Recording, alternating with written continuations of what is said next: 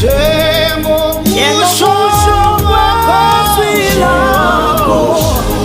ushilo Jehova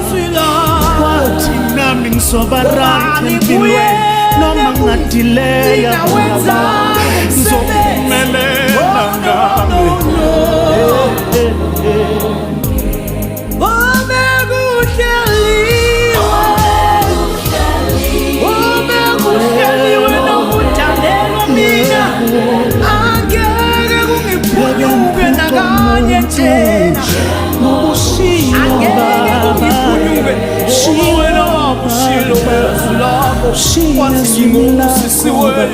nawe nakho njalo kuyo kwenzeka njengobusho kwezwi lakho